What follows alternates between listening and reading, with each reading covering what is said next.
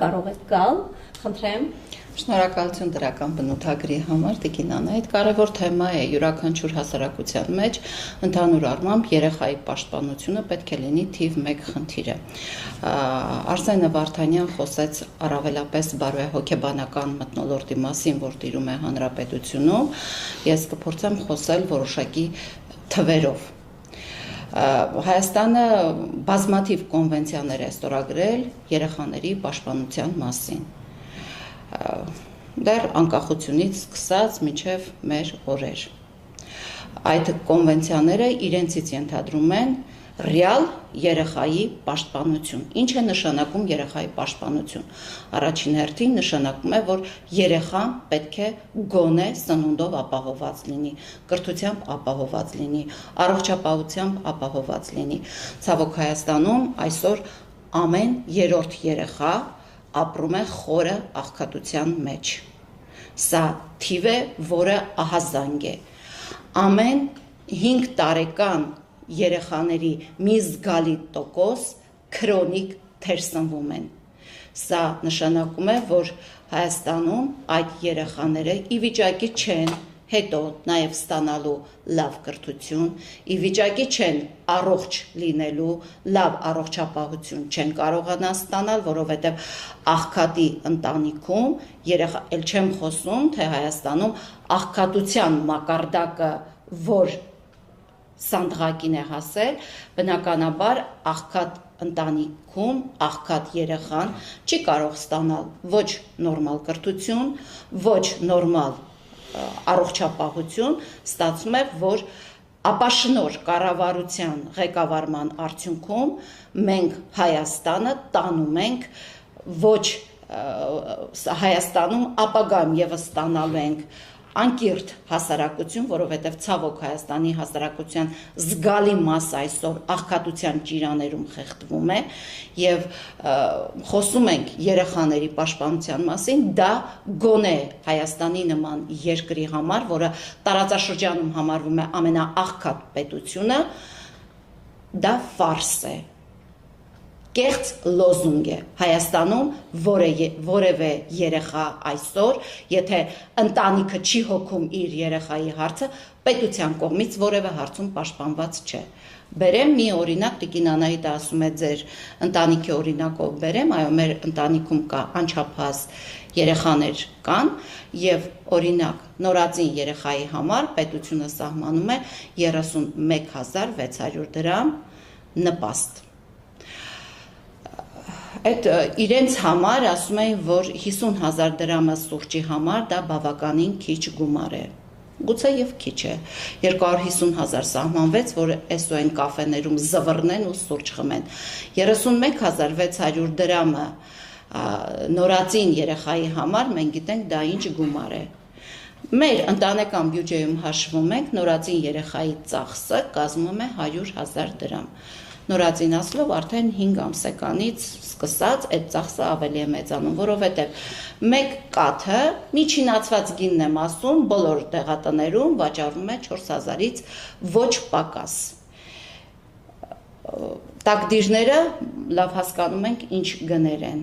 Հիմա դուք 31600 դրամ տալիս եք, որ այդ երեխան ինչ անի, որ այդ երեխայի ծնողը ինչ անի։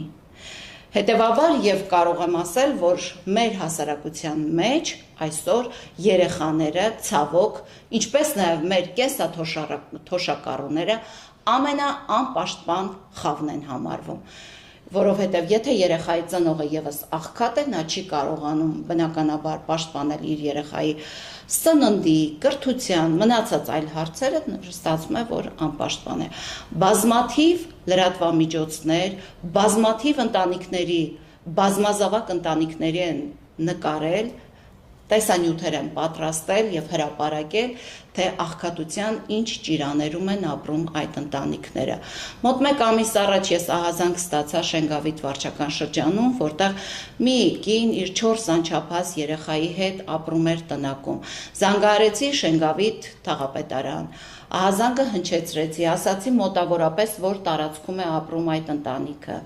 ամբողջ Կոյուղաջուրը լցվել էր այդ տնակում, որտեղ ոչ հասցե կա, ոչ չգիտես ինչ կա, ամբողջ Կոյուղաջուրը մինչև երեխաների ծնկները լցված էր անձրևաջրերի հետ այդ տնակում ապրում է 4 անչափահաս երեխա, սա հանցագործություն է, հանցագործություն ազգի նկատմամբ։ Հիմա 3 առաջի օրը կառավարությունը քննարկում է երեխաների պաշտպանության մասով նոր օրինագիծ, որ մտնեն, տեսնեն այդ ընտանիքներում, որտեղ են բուլինգի ենթարկում օրինակ ընտանիքում երեխային, դուք ամեն օր ձեր գործողություններով բուլինգի եք ենթարկում Հայաստանի ողջ ազգաբնակչությանը։ Հիմա ձեր օրենքի նախագծով ուզում եք ասել մենք նոր պաշտպանության համակարգ ենք ստեղծում, դուք ունեք ձեր թաղապետարաներում, ձեր մարզպետարաներում սոցիալական բաժնի աշխատողներ, որոնք պարտավոր են այցելել, գտնել բոլոր այն ընտանիքները, որտեղ երեխաները ապրում են, ոչ թե բուլինգի մեջ, այլ ապրում են աղքատության ճիրաներում, որովհետև հայ մայրը, հայ հայրը հազվադեպ է լինում, որ ապաշնոր է լինում։ Շատ հազվադեպ, դա երևի 1.0 չգիտեմ քանի տոկոսը կարող է նման բան լինել, այլ բան է, որ այդ ընտանիքները ապրում են խորը աղքատության մեջ։ Եվ հետևաբար իրենց թվում է, թե այս օրինագիծ այնպիսի մի այսպես շքեղ օրինագիծ է, որ կառավարության գլուխը ասում է, թե երեխան ընտանիքի սեփականությունը չէ, բարև քեզ, իսկ ում սեփականությունն է երեխան քո, որոնց դու աղքատության ճիրաներում ես պահում, 31,000-ով քո երեխան քանի օր կապրի, 31,600 դրամով, ընդհանրապես ամոթ է, մենք շատ լավ հասկանում ենք, որ մենք ձեզ վճարում ենք, որ դուք շքեղ ավտոշարասյունով, պահակախմբով, անվտանգության խմբով, չգիտես ինչով շրջեք Երևանում։ Մենք ձեզ տարեկան, եթե չեմ սխալվում, 24 միլիարդ հատկացում ենք անում,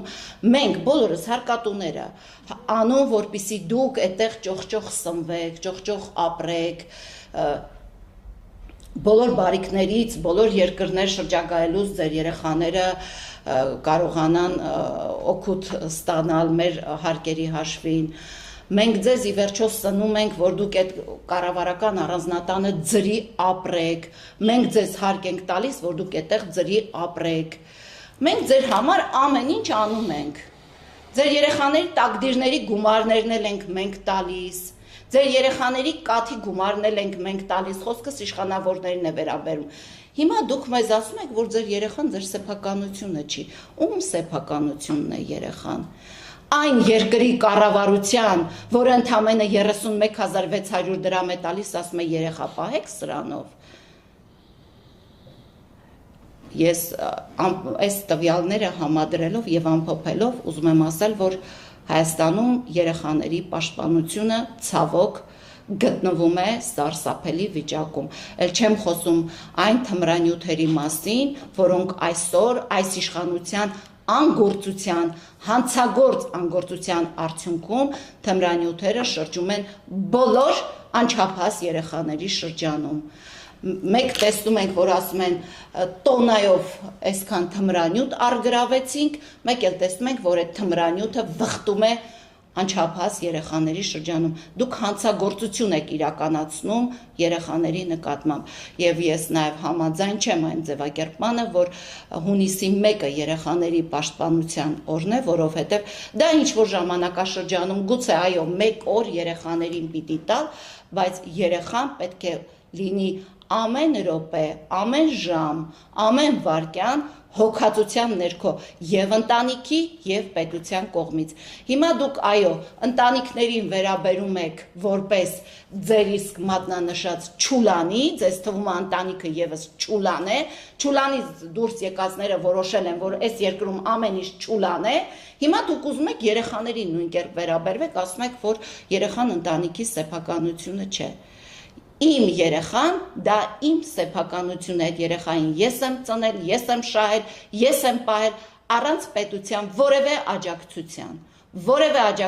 այդ 31,600 դրամը տարեք ձեր տուն, սնեք ձեր երեխաներին։ Դուք եվրոպական երկրներում այդքան լինում եք, վստահ եմ, ամեն ամիս մի քանի շրջագայություն եք ունենում։